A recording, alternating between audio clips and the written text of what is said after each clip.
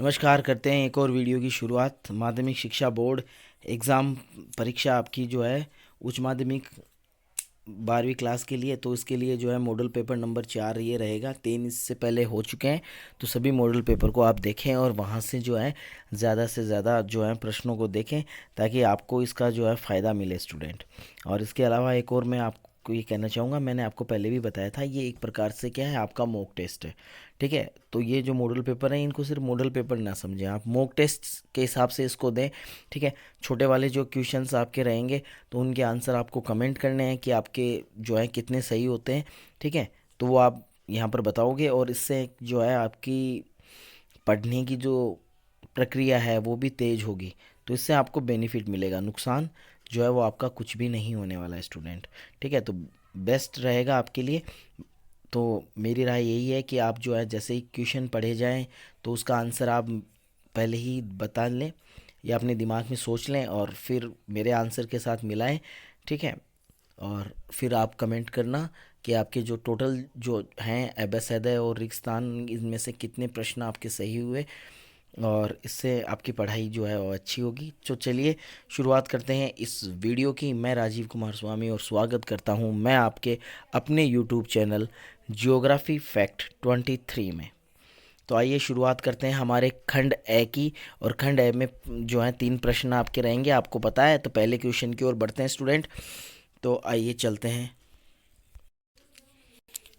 Question number 1 हमारा है, नीचे दिए गए बहुविकल्पीय प्रश्नों के सही विकल्प का चयन कर उत्तर पुस्तिका में लिखें। तो ये आपका जो है ये आपका दिया हुआ है, तो इसमें स्टूडेंट कोई ज़्यादा है नहीं। चलिए तो बढ़ते हैं अपन अपने क्वेश्चन की ओर कि क्वेश्चन क्या है। ठीक है, इसके अंदर आपके 16 जो है ऑब्जेक्टिव टाइप क्वेश्चंस रहेंगे, तो उनकी ओर चलते हैं। तो पहला क्वेश्चन है, मानववादी, आमूलवादी और व्यवहारवादी विचारधाराओं के उदय की जो समय अवधि है वो कब थी। तो आपको बताना है कि मानवतावादी, आमूलवादी और व्यवहारवादी जो विचारधारा है इनका जो उदय है वो कब हुआ था। तो आपके ऑप्शन इस प्रकार से हैं। तो ये 1990 का दशक में हुई थी, या उत्तर औपनिवेशिक युग में हुई थी, या 1970 के दशक में हुई थी, या फिर अंतर युद्ध अवधि के बीच 1930 का दशक। तो यहाँ पर जो है राइट ऑप्शन आपका स्टूडेंट क्या होगा। तो यहाँ पर आपका जो राइट आंसर है, तो वो राइट आंसर है आपका कौन से होगा, अमूलवादी और मानवतावादी और व्यवहारवादी विचारधाराएं कब अस्तित्व मतलब कब आई। तो ये 1970 के दशक में आई स्टूडेंट। ठीक है, तो ये 1970 का जो दशक है ये आंसर आपका बिल्कुल सही है स्टूडेंट। ठीक है, तो पहला जो क्वेश्चन है वो आपका हो गया 1970 का दशक, इसका राइट आंसर रहेगा अमूलवादी और मानवतावादी और व्यवहारवादी जो विचारधाराएं हैं वो। ठीक है, इसको जो है रेडिकल भी बोलते हैं। क्या बोलते हैं, रेडिकल भी बोलते हैं। और ये कार्ल मार्क्स के सिद्धांतों पर बनी हुई है। ठीक है, कार्ल मार्क्स, तो ये आपको ध्यान में रखना है। ठीक है, तो बढ़ते हैं आगे दूसरे की ओर। दूसरा क्वेश्चन हमारा है, किस विद्वान ने कहा कि लोगों की संख्या खाद्य आपूर्ति की अपेक्षा अधिक तेजी से बढ़ेगी। तो ये आपको जो है बताना है, बहुत ही मोस्ट है ये, तो ये महत्वपूर्ण है। तो इसको आपको याद रखना है कि किस विद्वान ने कहा कि लोगों की संख्या जो है वो खाद्य आपूर्ति की अपेक्षा बहुत तेज़ी से बढ़ेगी। तो ये कथन किस विद्वान का है स्टूडेंट। तो आपके ऑप्शन इस प्रकार से हैं, थॉमस माल्थस, एडम स्मिथ, जे एम किन्स, या इनमें से कोई नहीं। तो बताइए राइट ऑप्शन आपका यहाँ पर क्या होगा। ठीक है, ये देखो जनसंख्या वाले हैं, इसमें 3 मैं आपको बता दूं 3 कथन है। ठीक है, और तीनों ही कथन आपको देखने हैं। ठीक है, पहला कथन है वो माल्थस का है, और दूसरा है वो आपका जो है किन्स का है, और तीसरा आपके वो इमर्सन जो थे उनका है। तो ये तीनों के आपको याद रखने हैं। ठीक है, तो भाई ये जो कथन है वो कथन है ऑप्शन नंबर ए आपका बिल्कुल सही होगा स्टूडेंट। जो है ए है वो बिल्कुल सही है। जो थॉमस माल्थस हैं इन्होंने ये जो है कथन दिया था। ठीक है, और इमर्सन का कौन सा है स्टूडेंट। ठीक है, तो वो आपको कमेंट करना है कि इमर्सन का जो कथन है वो कौन सा है। बढ़ते हैं नेक्स्ट क्वेश्चन की ओर।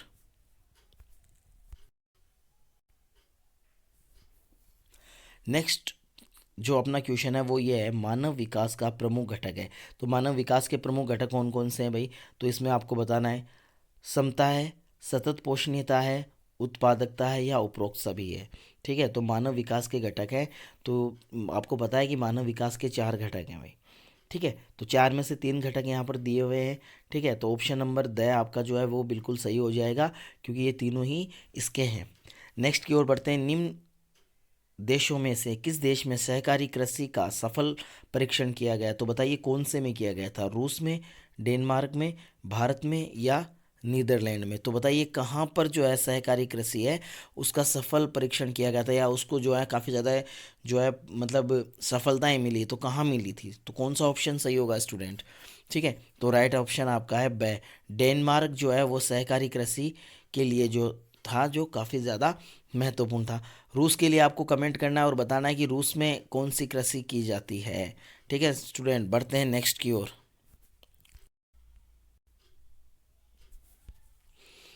नेक्स्ट क्वेश्चन है, विनिर्माण उद्योग को किस क्षेत्र में सम्मिलित किया जाता है? तो ये क्वेश्चन जो है वो अच्छा क्वेश्चन है।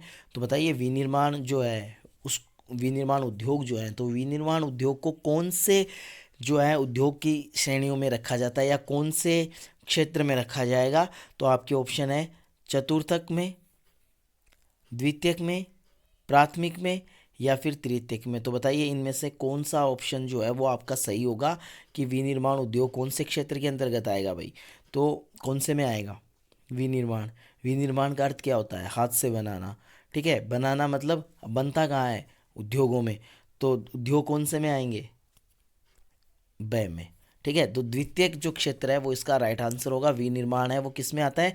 द्वितीयक क्षेत्र में आता है। ठीक है, प्राथमिक में क्या आएगा? जो प्राकृतिक वातावरण से डायरेक्टली जो है संबंध रखते हैं वो।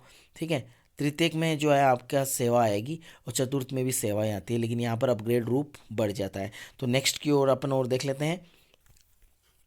निम्न में से किस प्रक्रिया को तृतीय क्षेत्र में शामिल नहीं किया जाता है? तो ये देख लेती आ ही गया। तो व्यापार को नहीं किया जाता, परिवहन को नहीं किया जाता, या फिर व्यापार को, या फिर उद्योग को? तो बताइए इन चारों में से जो है राइट ऑप्शन आपका क्या होगा कि तृतीयक व्यवसाय में इनमें से कौन सा शामिल नहीं है स्टूडेंट? तो आपका जो सही है वो ऑप्शन नंबर द है। उद्योग जो है वो किस में आते हैं? द्वितीयक व्यवसाय में आते हैं, जबकि संचार, परिवहन और व्यापार ये तीनों के तीनों आपके तृतीयक व्यवसाय में आते हैं। ठीक है, हुआ क्लियर? कोई दिक्कत हो तो आप कमेंट कर सकते हो। बढ़ते हैं आगे। नेक्स्ट हमारा क्वेश्चन है, विश्व का व्यस्ततम व्यापारिक जलमार्ग है? तो बताइए विश्व का सबसे व्यस्त जो मार्ग जल मार्ग है वो कौन सा है? आपके ऑप्शन इस प्रकार से हैं। उत्तरी प्रशांत समुद्री मार्ग, दूसरा है भूमध्य सागर हिंद महासागर समुद्री मार्ग, तीसरा है उत्तरी अटलांटिक समुद्री मार्ग, और चौथा है उत्तमाशा अंतरीप समुद्री मार्ग। तो बताइए इन चारों में से राइट ऑप्शन क्या होगा? विश्व का सबसे व्यस्ततम जो जलमार्ग है वो जलमार्ग कौन सा है स्टूडेंट? तो वो आपका ऑप्शन होगा, कौन सा होगा? ठीक है, बता दूं तो चलिए बताते हैं। तो ये ऑप्शन है आपका स उत्तरी अटलांटिक जो है समुद्री जलमार्ग वो विश्व का सबसे व्यस्त मार्ग है भाई। ठीक है, तो ये आपको याद रखना है। और बढ़ते हैं नेक्स्ट क्वेश्चन की ओर। नेक्स्ट क्वेश्चन हमारा है, ये वे है भाई। ठीक है, यहाँ पर आपको क्या करना है? वे है, वे ये नहीं है। वे एकत्रण केंद्र जहाँ विभिन्न देशों से निर्यात के लिए वस्तु लाई जाती है कहलाता है? तो क्या कहलाता है? पैकेट पतन, मार्ग पतन, आत्रोपोपतन और तेल पतन? तो कौन सा होगा? यानी वे एकत्रण केंद्र जहाँ विभिन्न देशों से निर्यात के लिए वस्तु है वो लाई जाती है कहलाता है। क्या कहलाता है स्टूडेंट? बताइए क्या होगा इसमें ऑप्शन जो है आपका?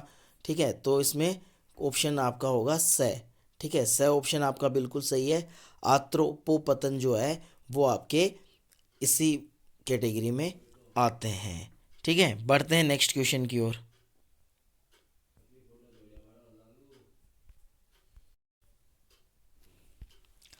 नेक्स्ट है, भारत में ऋणात्मक जनसंख्या वृद्धि किस दशक में रही? तो आपको बताना है कि भारत के अंदर जो ऋणात्मक जनसंख्या वृद्धि हुई थी तो वो कब हुई थी? ठीक है, तो आपके ऑप्शन इस प्रकार से हैं। 1901 से 1911, 1911 से 1921, 1951 से 1961 और 1981 से 1991। तो बताइए राइट ऑप्शन आपका क्या होगा स्टूडेंट। ठीक है, तो राइट ऑप्शन क्या होगा? तो आपका राइट ऑप्शन होगा ब। 1911 से 1921 के बीच का जो समय है स्टूडेंट, वो भारत की उसमें जो जनसंख्या है उसमें जो वृद्धि हुई थी वो स्टूडेंट ऋणात्मक हुई थी। ठीक है, और मैंने आपको बताया भी था कि ये 3 वर्ष हैं। ठीक है, एक तो 1921 का, ठीक है, एक 1951 का और एक 1981 का। ठीक है, तो ये आपको ध्यान में रखना है। तो ये क्या है भाई, 1921 में क्या हुआ था? इन 1921 में जो है भारत की जनसंख्या है वो ऋणात्मक हुई थी। ठीक है, तो इसको महान भारतीय जनसंख्या विभाजक वर्ष मानते हैं। ठीक है, दूसरा है 51 का। 51 में भारत की जो पॉपुलेशन है वो बढ़ना शुरू हुई थी, इसलिए उसको द्वितीयक जनसंख्या जो है महान जनसंख्या विभाजक कहा जाता है। दूसरा।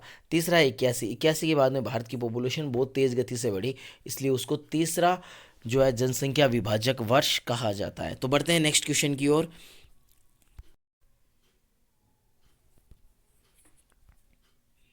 नेक्स्ट क्वेश्चन स्टूडेंट हमारा है, भारत में लगभग कितनी प्रतिशत जनसंख्या नगरों में निवास करती है? तो बताइए, बहुत ही अच्छा क्वेश्चन है कि भारत में कितनी जो पॉपुलेशन है वो नगरों में निवास करती है, कितना प्रतिशत है। तो आइए जानते हैं। तो पहला में आपका ऑप्शन है 42.2%, 43.2%, 22.2% और 31.2%। तो राइट आंसर क्या होगा स्टूडेंट? तो क्या होगा राइट आंसर? ठीक है, तो क्या है, नगरों में कितनी प्रतिशत जनसंख्या निवास करती है? तो देखो, नगरों के अंदर जो है भारत की जो जनसंख्या है वो 31.2% जनसंख्या है वो नगरों में निवास करती है, यानी आपका ऑप्शन नंबर द जो है वो सही होगा। ठीक है, तो 31.2 नगरों में निवास करती है। अगर अगर स्टूडेंट अगर नगर की जगह ग्रामीण पूछ लिया, ठीक है, ग्रामीण जनसंख्या, अब जैसे मान लो क्वेश्चन ये हो जाए कि भारत में लगभग कितनी प्रतिशत जनसंख्या गांव या ग्रामीण क्षेत्रों में निवास करती है, तो ग्रामीण क्षेत्रों में निवास करती है, कितनी करती है? तो याद रखना है 68 पॉइंट कितना होगा, 8%। ठीक है, तो 68.8% पॉपुलेशन जो है वो गाँव में निवास करती है और शहरों में कितनी करती है, 31.2% करती है स्टूडेंट। ठीक है, बढ़ते हैं नेक्स्ट क्वेश्चन की ओर।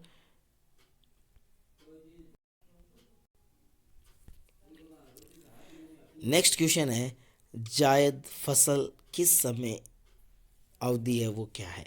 ठीक है, तो यानी जायद जो फसल है उसकी समय अवधि क्या है? तो ये कब बोई जाती है स्टूडेंट?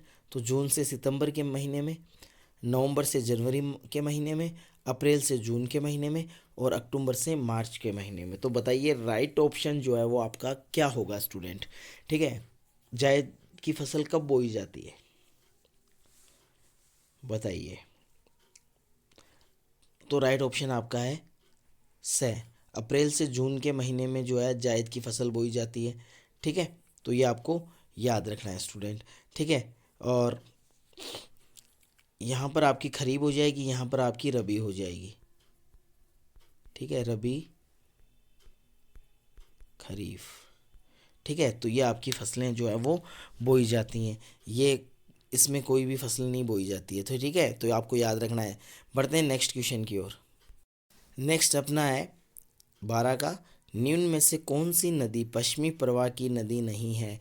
तो आपको बताना है कि 4 ऑप्शन होंगे आपके पास और बताना है कि कौन सी नदी है जो पश्चिमी प्रवाह यानी पश्चिम की तरफ नहीं बहती है। नर्मदा, तापी, महानदी या इनमें से कोई नहीं। तो बताइए कौन सी नदी है वो पश्चिम की ओर प्रवाहित नहीं होती है, यानी आप ये कह सकते हो कि ऐसी इनमें से कौन सी नदी ऐसी है जो अपना जल है वो अरब सागर में नहीं गिराती है। तो बताइए स्टूडेंट कौन सी होगी। ठीक है, तो इसका राइट ऑप्शन होगा आपका ऑप्शन नंबर से, महानदी जो है वो है। महानदी जो है, देखो नर्मदा और तापी भारत की मात्र 2 नदियां हैं, जो 2 नदियां कहाँ पश्चिम की ओर प्रवाह करती हैं। कौन कौन सी करती हैं भाई? तापी और, ठीक है, तो तापी और जो आपकी नर्मदा नदी है ये पश्चिमी प्रवाह की नदियाँ हैं, यानी पश्चिम की ओर प्रवाह करती हैं। ये सिर्फ 2 ही नदियाँ हैं, बाकी की सारी जो है पश्चिमी प्रवाह के अंतर्गत आती हैं। तो महानदी है वो पूरब की ओर जो है आपकी करती है। सॉरी, मैंने आपको गलत बता दिया। नर्मदा और तापी को छोड़कर सभी नदियाँ वो पूरब की ओर प्रवाह करती है, पश्चिम की ओर नहीं। पश्चिम की सिर्फ 2 ही है, नर्मदा और तापी। ठीक है, तो इसलिए आपका ऑप्शन जो है महानदी है वो बिल्कुल सही हो जाएगा स्टूडेंट। बढ़ते हैं नेक्स्ट क्वेश्चन की ओर। क्वेश्चन नंबर 13 है, भारत में सबसे बड़ा कोयला क्षेत्र कौन सा है? तो आपको बताना है कि भारत का सबसे बड़ा जो कोयला क्षेत्र है स्टूडेंट कौन सा है। तो पहला आपका है गिरिडीह, रानीगंज, झरिया, बोकारो। तो बताइए इन चारों में से जो है कौन सा ऑप्शन जो है वो राइट है, कि जो है कौन सा है बताइए, जहाँ पर कोयला सबसे ज़्यादा निकाला जाता है या सबसे बड़ा क्षेत्र है। तो बताइए स्टूडेंट। ठीक है, बहुत मोस्ट है, मैंने आपको कई बार बताया भी है होगा। ठीक है, आपको याद है या नहीं है मुझे नहीं पता, लेकिन मैंने आपको बताया था। ठीक है, झरिया जो है वो सबसे बड़ा उत्पादक जो है क्षेत्र है, कोयले का सबसे बड़ा उत्पादक झरिया है। झरिया के बाद में सेकंड नंबर पे आपका रानीगंज आता है, ये फर्स्ट पे आता है भाई। ठीक है, ये फर्स्ट पे हो गया, सेकंड पर रानीगंज आता है, तो झरिया इसका राइट आंसर हो जाएगा। बढ़ते हैं नेक्स्ट क्वेश्चन की ओर। नेक्स्ट क्वेश्चन है, अंतर्राष्ट्रीय जलमार्ग संख्या 1 किस नदी पर तथा किन दो स्थानों के बीच स्थित है?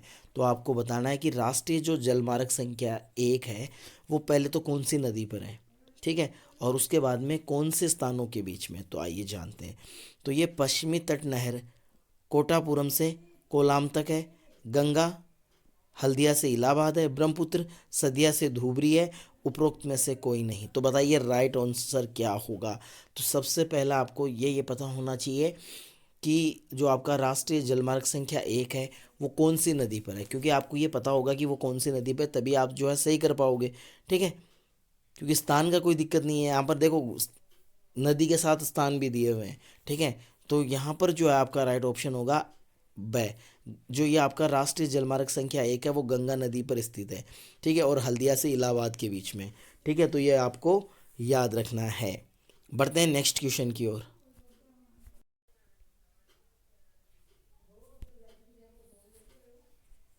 नेक्स्ट है पांचवा, निम्न में से कौन निम्न में से प्राकृतिक बंदरगाह हैं? तो निम्न में से जो है प्राकृतिक बंदरगाह आपको बताने हैं। ठीक है, चार ऑप्शन है आपके पास, कांडला, कोची, मुंबई और उपरोक्त सभी। तो बताइए। देखो मैं आपको यहाँ एक बात बताना चाहूँगा कि जहाँ पर ये उपरोक्त सभी आए, जरूरी नहीं हो कि हर प्रश्न में जो है आंसर उपरोक्त सभी ही होगा। ठीक है, ये आपको विशेष ध्यान देना है कि कहीं आप उपरोक्त सभी आते हैं और आप उसको ही हिट कर देते हैं कि ये भाई यही सही होगा, तो ज़रूरी नहीं होता है कि हर बार ऐसा हो। ठीक है, तो आप बताइए कौन सा होगा। ठीक है, तो स्टूडेंट इसमें जो आपका राइट आंसर है वो आप जो सोचा था आप लोगों ने वही है। ठीक है, उपरोक्त सभी। तो कांडला, कोची और मुंबई तो तीनों के तीनों क्या है, प्राकृतिक बंदरगाह है। लेकिन मैं आपको बता रहा हूँ, सचेत कर रहा हूँ स्टूडेंट, कि हर बार जो है ये सही हो आंसर, ये ज़रूरी नहीं होता है। क्योंकि एग्जामिनर क्या करते हैं कि कंफ्यूज करने के लिए भी ऐसे क्वेश्चंस को ऐड कर देते हैं, और आप जो है उपरोक्त सभी देखकर उसको टिक कर देते हो, और फिर आप जब आके मिलाते हो तो आपको पता चलता है कि इसमें तो उपरोक्त सभी था ही नहीं। ठीक है, तो थोड़ा सा आपको ध्यान रखना है स्टूडेंट। बढ़ते हैं लास्ट जो है एबेसडे की ओर। निम्न में से कौन सा रोग जलजन्य है? तो बताइए निम्न में से जो है कौन सा रोग है वो जल के कारण होता है। ठीक है, तो नेत्र श्लेष्मा शोध, अतिसार, श्वसन संक्रमण, श्वास नली शोध। तो बताइए इनमें से कौन सा रोग है जो आपके जल प्रदूषण की वजह से होता है या जल के द्वारा होता है। ठीक है, तो राइट ऑप्शन आपका होगा ब। अतिसार जो है आपका स्टूडेंट वो राइट है। ठीक है, ये जल की वजह से होता है। बाकी की ये जो है आपके तीनों के तीनों हैं, ये वायु से रिलेटेड है ना, वायु प्रदूषण से। ये आपके किससे रिलेटेड है, वायु प्रदूषण से। ठीक है, तो यहाँ पर आपके एबसदा खत्म हो जाते हैं। बढ़ते हैं अपन अब रिक्तस्थान की ओर। क्वेश्चन नंबर 2 है। ठीक है, रिक्तस्थान की पूर्ति कीजिए। तो आइए और जानते हैं कि रिक्तस्थान में क्या क्या है। ठीक है, तो हमारा पहला रिक्तस्थान है जीवन व संपत्ति की सुरक्षा तथा काम के बेहतर अवसर प्रवास के कारण है। तो बताइए कौन सा इसमें आपका जो है राइट होगा स्टूडेंट। बताइए कौन सा राइट, मतलब राइट का नाम आ गया, मतलब रिक्तस्थान में क्या आएगा। देखो दोबारा से देखो, जीवन व संपत्ति की सुरक्षा तथा काम के बेहतर अवसर प्रवास के कारण है। रिक्तस्थान यहाँ पर है प्रवास के कारण, तो कौन से प्रवास के कारण है। ठीक है, तो ये आपके किसके हैं, अपकर्ष के। किसके कारण है भाई, अपकर्ष जो है, अपकर्ष प्रवास आप होते हैं ना, अपकर्ष और प्रतिकर्ष। ठीक है, तो ये अपकर्ष के कारक हैं। ठीक है, कौन से, संपत्ति की सुरक्षा, जीवन, काम के बेहतर अवसर, तो ये आपके किस में आएंगे, अपकर्ष वाले में आएंगे, तो आपको याद रखना है स्टूडेंट। नेक्स्ट अपना है प्राथमिक क्रियाकलाप करने वाले लोग, उनका कार्य क्षेत्र बाहर होने के कारण रिक्त स्थान श्रमिक कहलाते हैं। तो बताइए प्राथमिक व्यवसाय में काम, देखो नॉर्मली इसमें देखो इस लंबा चौड़ा कर दिया है इसको, लेकिन इसमें पूछा क्या गया है, पूछा इसमें कोई ज़्यादा नहीं गया है। इसमें ये पूछा गया है कि जो प्राथमिक व्यवसाय है उस प्राथमिक व्यवसाय में काम करने वाले लोगों को क्या कहा जाता है। ठीक है, चीज़ें क्या है, अब तभी मैं आपसे कहता हूँ कि क्वेश्चंस जो हैं वो आपको अच्छे से पढ़ने चाहिए, अच्छे से रीड आउट करने चाहिए, ताकि आपको पता चले कि पूछना क्या चाहता है। ठीक है, तो अब इसमें इसका अगर अपन ने सार निकाला तो क्या है, ये पूछ रहे हैं कि प्राथमिक व्यवसाय में कौन से लोग काम करते हैं, लेकिन इसको घुमा फिरा कर इतना ऐसे कर दिया तो आप कंफ्यूज हो जाओगे, पता नहीं क्या पूछा है। तो स्टूडेंट इसमें नॉर्मल सी चीज़ है, तो लाल कॉलर, ठीक है, लाल कॉलर जो है या रेड कॉलर आप बोल सकते हो। ठीक है, तो इसमें क्या आएगा, प्राथमिक क्रियाकलाप करने वाले लोग, उनका कार्य क्षेत्र घर से बाहर होने के कारण लाल कॉलर श्रमिक कहलाते हैं। ठीक है, बढ़ते हैं हमारा तीसरा प्रश्न जो है उसकी ओर। तो तीसरे की अगर अपन बात करें तो रिक्तस्थान है ने विश्व संचार तंत्र में क्रांति ला दी है। तो किसने लाई है, ठीक है, यानी विश्व संचार की जो है उसमें संचार के साधन, ऐसा कौन सा संचार का साधन है जिसने बहुत ज़्यादा क्रांतिकारी परिवर्तन किया है। तो जाहिर सी बात है आप लोग समझ चुके होंगे।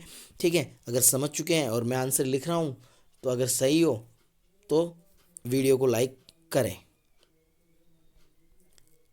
इंटरनेट, स्टूडेंट क्या है, इंटरनेट। इंटरनेट जो है उसने विश्व जो संचार है या वैश्विक संचार है उसमें क्रांतिकारी परिवर्तन कर दिया है, क्योंकि कम्युनिकेशन को बहुत इजी बना दिया है। ठीक है, किसने, इंटरनेट ने। ठीक है, चलिए बढ़ते हैं। नेक्स्ट क्वेश्चन है, योजक और वाहन उपलब्ध करवाता है जिसके माध्यम से व्यापार संभव होता है। तो बताइए इसमें क्या होगा स्टूडेंट। ऑप्शन नंबर जो आपका रिक्त स्थान नंबर 4 है, तो बताइए इसमें क्या होगा कि योजक और वाहन उपलब्ध करवाता है। कौन उपलब्ध करवाता है बताइए, थोड़ा दिमाग पे जोर डालिए, कौन उपलब्ध करवाता है। आया दिमाग में कि योजक और वाहन कौन उपलब्ध करवाता है। तो स्टूडेंट जो है वो जो करवाता है उसका नाम है परिवहन। ठीक है, क्या है, परिवहन। ठीक है, यहाँ पर थोड़ा सा दिक्कत हो रही है। तो परिवहन जो है वो क्या करता है स्टूडेंट। ठीक है, यहाँ लिख देता हूँ मैं। ठीक है, तो परिवहन जो है वो हो जाएगा। नेक्स्ट अपना है 5 का, समुद्री तट से दूर उपस्थित होते हैं। तो समुद्री जो तट होते हैं उनसे दूर अवस्थित क्या होते हैं भाई, क्या होते हैं, तो बताइए समुद्र तट से क्या दूर होते हैं। तो आपका हो जाएगा अंतर्देशीय पतन। अंतर्देशीय पतन, तो अंतर्देशीय पतन जो होते हैं वो हमेशा आपको ध्यान में रखना है, समुद्र तट से दूर उपस्थित होते हैं। ठीक है, नेक्स्ट है, जनसंख्या वृद्धि के 2 घटक हैं और प्रवर्त अभिप्रेरित। तो बताइए 2 घटक हैं, तो कौन कौन से घटक हैं। एक तो यहाँ पर दिया हुआ है अभिप्रेरित, दूसरा कौन सा होगा स्टूडेंट, तो दूसरा आपका क्या होगा, प्राकृतिक। ठीक है, तो जनसंख्या वृद्धि के 2 घटक होते हैं, प्राकृतिक और अभिप्रेरित होते हैं स्टूडेंट। ठीक है, बढ़ते हैं नेक्स्ट की ओर। नेक्स्ट अपना होगा स्टूडेंट यहाँ पर बस्ती का प्रकार, निर्मित क्षेत्र, रिक्त स्थान और अंतर्वास दूरी द्वारा निर्धारित होता है। तो बताइए क्या होगा यहाँ पर। ठीक है, तो बताइए बस्तियों का प्रकार जो है वो निर्मित क्षेत्र होते हैं, ठीक है, के और अंतर्वास दूरी के। तो क्या होगा, ये होगा आपका विस्तार। विस्तार और अंतर्वास दूरी जो होती है उसको वो निर्धारित करता है। ठीक है, नेक्स्ट क्वेश्चन की अगर अपन बात करें 8 का है, भारत की दक्षिण पश्चिमी पठारी पट्टी लोहा धातु तथा में समृद्ध है। तो किस में समृद्ध है, एक तो लोहा तो वहाँ पर पाया ही जाता है दक्षिणी पठारी पट्टी के ऊपर, दूसरा क्या पाया जाता है स्टूडेंट, तो दूसरा आपका पाया जाएगा बॉक्साइड। क्या होगा, बॉक्साइड होगा स्टूडेंट। ठीक है, तो क्या होगा, बॉक्साइट जो है वो यहाँ पर काफ़ी पाया जाता है दक्षिणी पश्चिमी पठारी पट्टी में। ठीक है, लोहे के साथ, ठीक है, लोहा धातु तो है ही है, ठीक है, लोहे के साथ आपका ये भी पाया जाता है। ठीक है, तो बढ़ते हैं नेक्स्ट क्वेश्चन की ओर।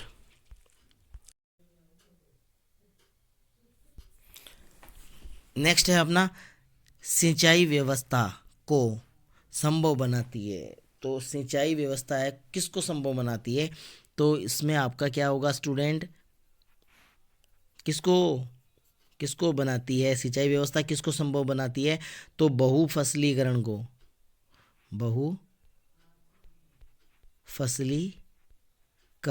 बहुफसलीकरण को जो है संभव बनाती है कौन, सिंचाई। ठीक है, नेक्स्ट क्वेश्चन की ओर बढ़ते हैं। ब्रिटलैंड आयोग का संबंध रिक्त स्थान से है। तो ब्रिटलैंड आयोग जो है उसका संबंध किससे है स्टूडेंट, तो बताइए किससे है। बहुत ही मोस्ट क्वेश्चन है ये, ठीक है, मोस्ट है, इसको मोस्ट करना आप। ठीक है, तो मोस्ट क्वेश्चन है, तो बताइए क्या होगा। ठीक है, तो इसका जो राइट आंसर होगा वो होगा सतत पोषणीय विकास।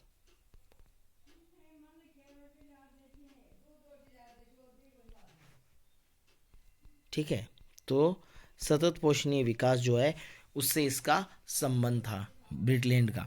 ठीक है, और अब आपने जो है क्वेश्चन नंबर 3 होगा अति लघुत्रात्मक प्रश्न। उससे पहले जो है 16 आपके जो है एबेसैडे थे और 10 आपके ये हो गए, तो ये आपके हो गए टोटल 26। और ये 26 जो क्वेश्चंस हैं, 26 क्वेश्चन जो है ना आपके स्टूडेंट, तो इन 26 क्वेश्चन के बारे में आपको बताना है, कमेंट करना है कि आपके कितने सही हुए, और वो भी पूरी ईमानदारी से।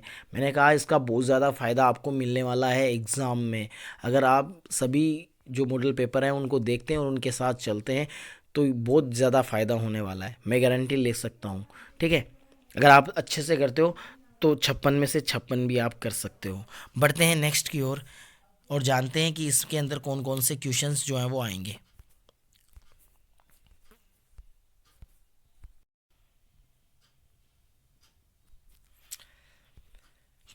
तो पहला क्वेश्चन जो है हमारा ये है, पर्यावरणीय निश्चयवाद और संभववाद के बीच मध्य मार्ग को कौन सी संकल्पना परिलक्षित करती है, इस संकल्पना का प्रतिपादन किसने किया था।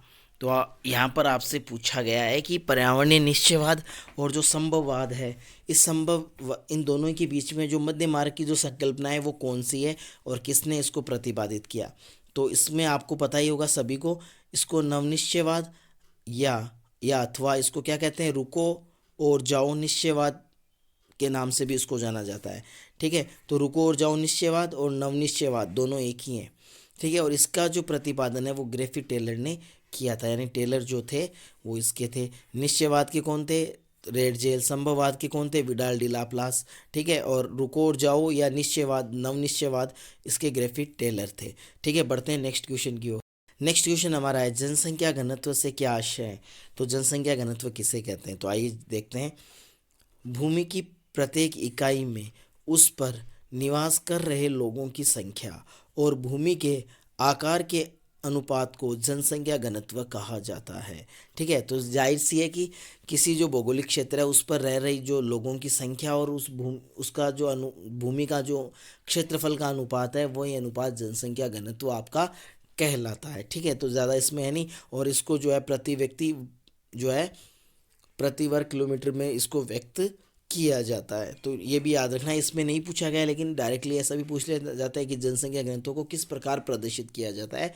तो आपको याद रखना है प्रति व्यक्ति प्रति वर्ग किलोमीटर के अकॉर्डिंग जो है इसको व्यक्त किया जाता है। बढ़ते हैं नेक्स्ट क्वेश्चन की ओर। नेक्स्ट क्वेश्चन हमारा है, मानव विकास सूचकांक सर्वाधिक विश्वसनीय माप क्यों नहीं है, कोई 2 कारण बताइए। तो मानव विकास सूचकांक जो है वो मतलब एक विश्वसनीय या विश्वास वाला जो है माप नहीं है, तो क्यों नहीं है, तो इसके बारे में, इस कथन के बारे में हमें बताना है। तो 2 कारण है इसके। पहला है, मानव विकास सूचकांक वितरण के संबंध में मौन है। तो जो मानव विकास सूचकांक है वो वितरण के बारे में कुछ भी नहीं बताता है। ठीक है, और दूसरा कारण है, यह जो गरीबी का सही मापन नहीं करता। और दूसरा जो है मानव विकास सूचकांक है वो गरीबी का सही मापन नहीं कर सकता। तो इस दोनों ही कारण से जो है ये ज़्यादा विश्वसनीय नहीं है, तो ये आपको याद रखना है। नेक्स्ट है प्लास्टिक उद्योग किस वर्ग के उद्योग में आता है, तो ये आपको पता ही है कि पेट्रो रसायन उद्योग के अंतर्गत ये आता है। बढ़ते हैं नेक्स्ट की ओर।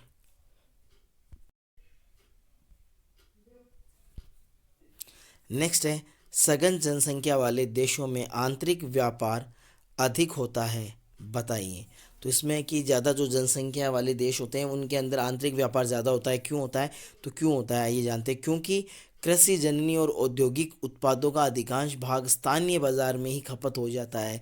यानी उन देशों में या इन देशों में इसलिए जो है आंतरिक व्यापार ज़्यादा होता है, क्योंकि यहाँ का जो सारा काम जो है मतलब कृषि उत्पाद हैं या औद्योगिक उत्पाद हैं वहीं ख़त्म हो जाते हैं। क्यों हो जाते हैं, क्योंकि वहाँ पर मांग बहुत ज़्यादा रहती है, पॉपुलेशन ज़्यादा होने के कारण वस्तुएं जो हैं वो वहीं समाप्त हो जाती हैं, तो इसलिए अब जो है होता है।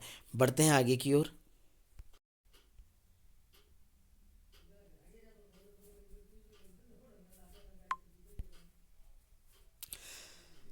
भारत का पहला परमाणु शक्ति केंद्र कहाँ लगाया गया था, तो भारत का पहला परमाणु जो संयंत्र है वो कहाँ लगाया गया था, तो इसको हालांकि इसमें सिर्फ नाम पूछा है लेकिन मैंने इसका जो है पूरा बायोडाटा बेटा आपको दिया है, तो आपको याद रखना है, ठीक है। क्या है, भारत में 1969 में मुंबई के निकट तारापुर महाराष्ट्र में पहला परमाणु शक्ति केंद्र लगाया गया था। तो यहाँ पर देखिए 3 क्वेश्चन एक साथ हो गए। देखिए पहला कहाँ है, तो कहाँ है, तारापुर है। तारापुर कहाँ है, महाराष्ट्र में। कब लगाया गया था, 1969 में लगाया गया था। तो यहाँ पर जो आंसर है वो आपका क्या होगा, तारापुर महाराष्ट्र होगा। लेकिन यहाँ पर मैंने आपको ऐड करके बताया जो आप याद रखना है आप लोगों को, ठीक है। बढ़ते हैं नेक्स्ट क्वेश्चन की ओर।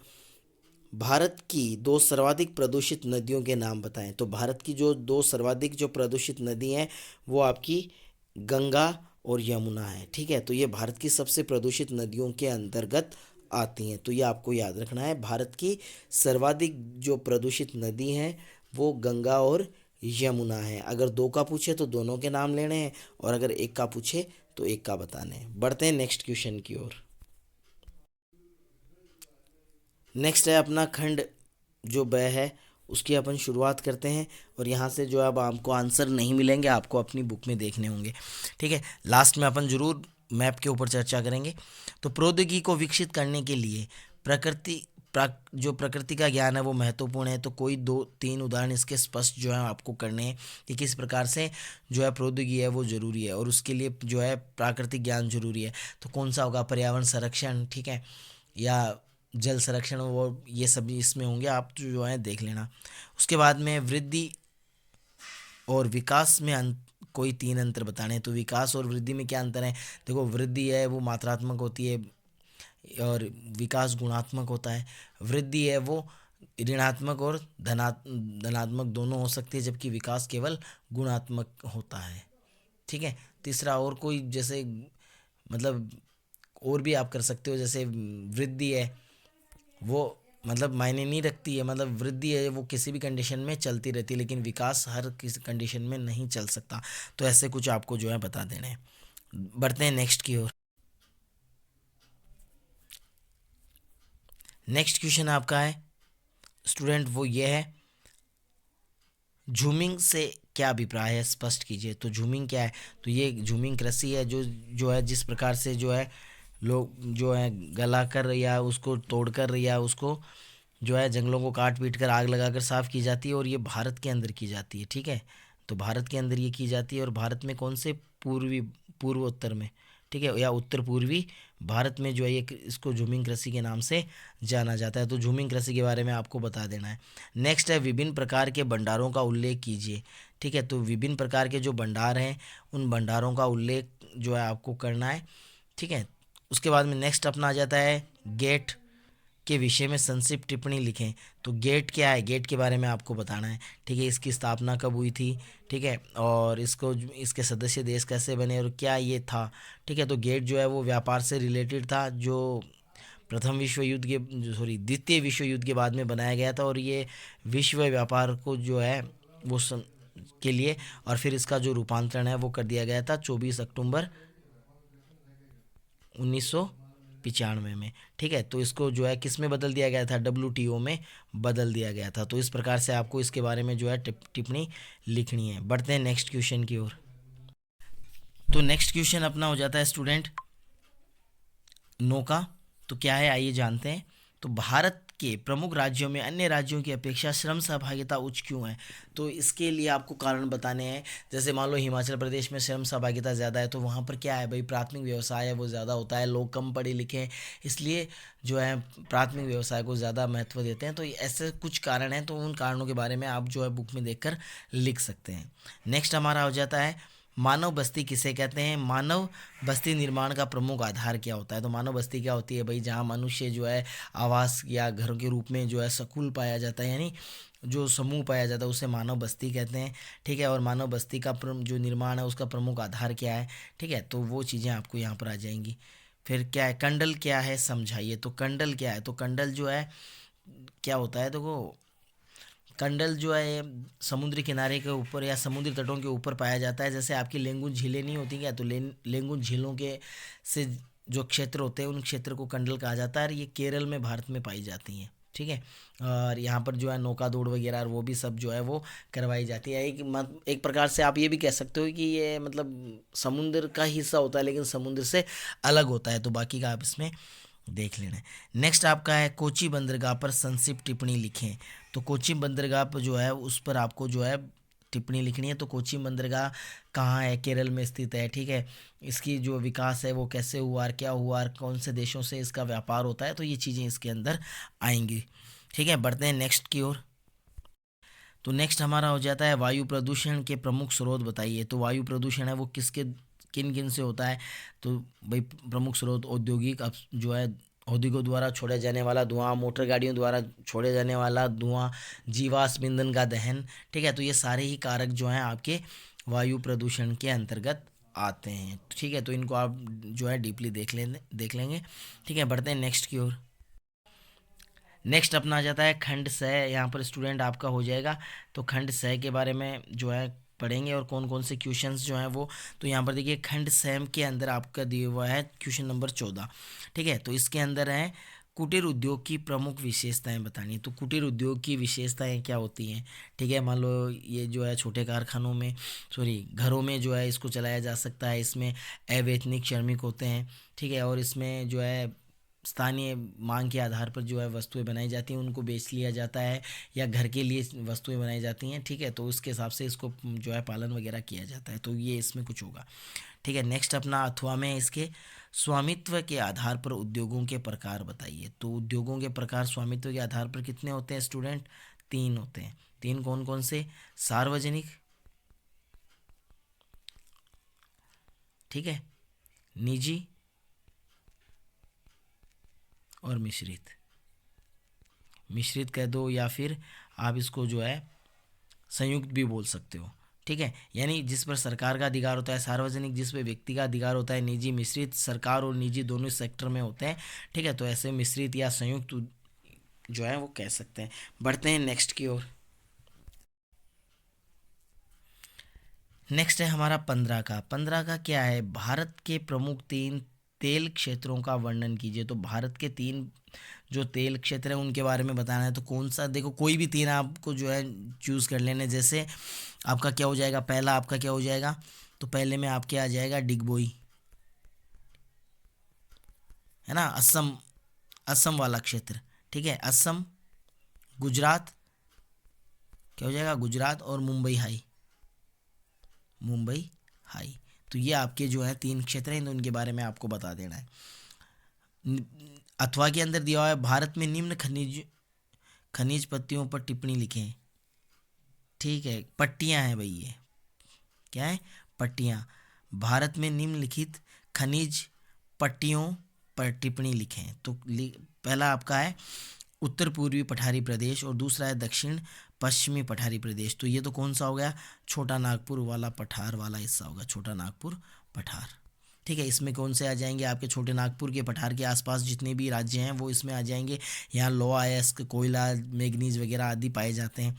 ये आपका दक्षिण पश्चिमी हो जाएगा। इसमें आपके जो है कर्नाटका है, केरल है, महाराष्ट्र है, ठीक है, और तेलंगाना का कुछ भाग वो इसमें आ जाते हैं। यहाँ पर लोहा और बॉक्साइट जो है वो पाया जाता है। नेवली में जो है कोयला वगैरह भी पाया जाता है। तो आप उसको देख लो और उसके अकॉर्डिंग जो आप क्वेश्चन कर दो। बढ़ते हैं नेक्स्ट क्वेश्चन की ओर।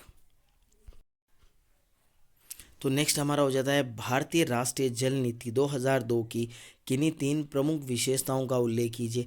तो भारत की जो राष्ट्रीय जल नीति जो है 2002, तो उसकी जो विशेषताएं हैं, तो 3 विशेषताएं आपको यहाँ पर लिखनी है। ठीक है, तो 3 विशेषताएं लिख दे भाई। जल को बचाना है, किस प्रकार से उसको प्रदूषित होने से बचाना है, किस प्रकार से उसको जो बढ़ाना है, उसको रिसाइकिल करना है। तो वो सब तरीके जो हैं इसमें हैं, तो उनमें से आप 3 तरीके जो हैं आपको अच्छे लगे तो वो आपको यहाँ बता देना है।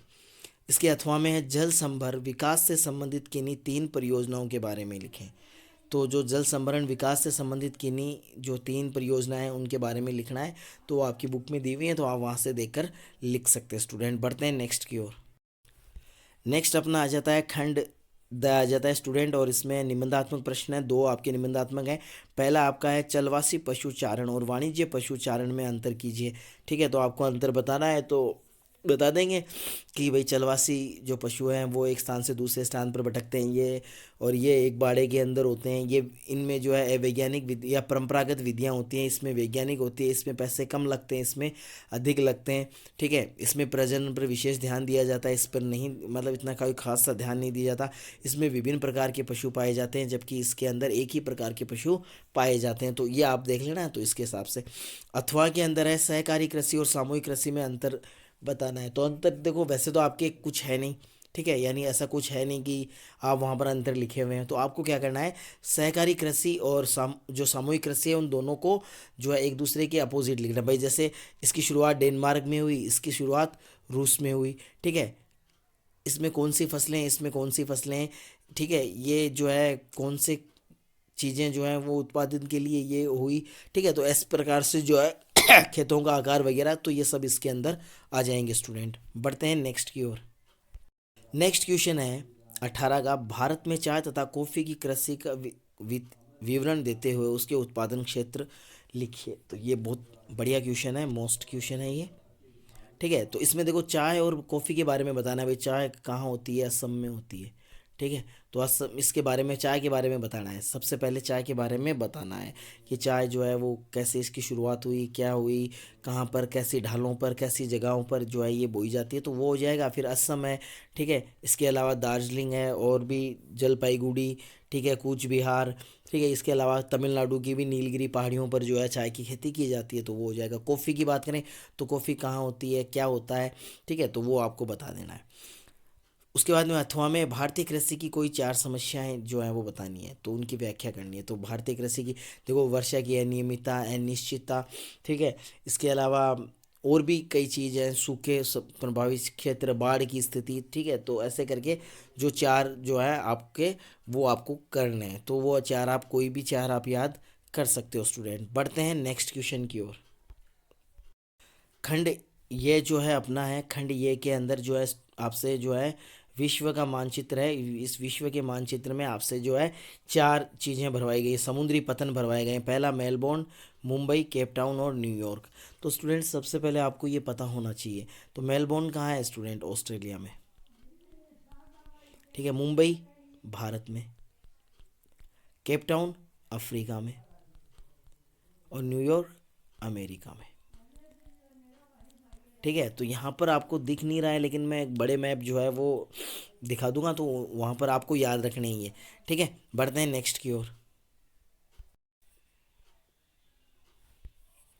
तो नेक्स्ट हमारा है, दिए गए भारत के रेखा मानचित्र में निम्नलिखित लोहा एस खदानों को अंकित करना है।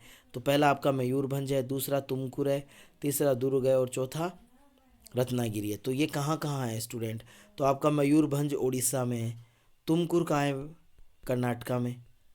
ठीक है, दुर्ग कहाँ है, छत्तीसगढ़ में।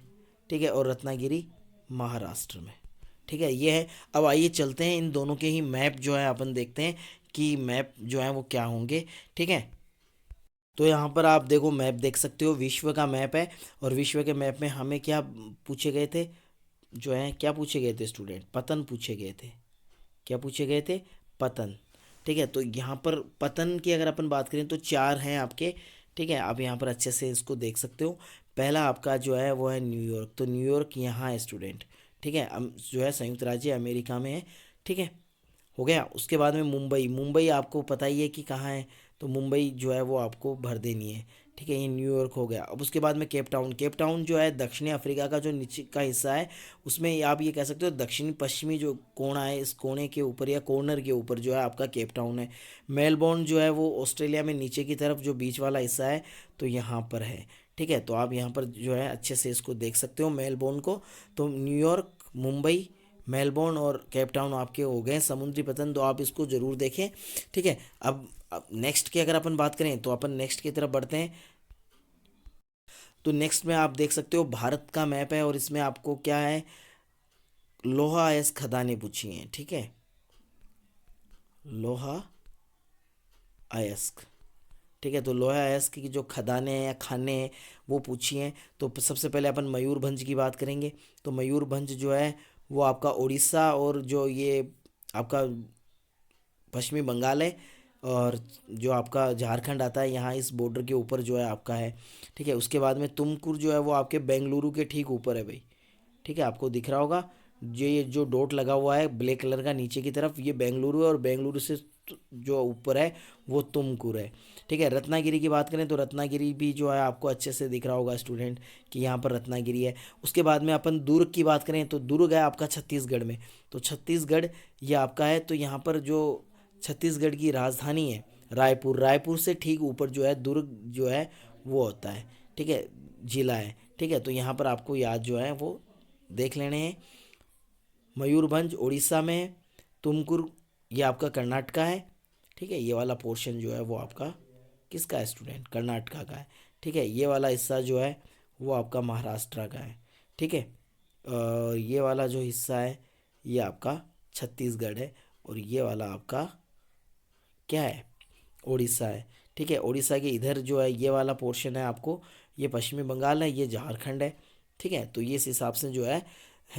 ठीक है, तो स्टूडेंट आपने जो है दोनों मैप ही देख लिए होंगे। ठीक है, और इनको आप अच्छे से समझें। ठीक है, इस वीडियो में इतना ही। नेक्स्ट वीडियो में फिर आऊँगा, ज़रूर आऊँगा नए प्रश्न नए मैप के साथ। तब तक के लिए नमस्कार, धन्यवाद।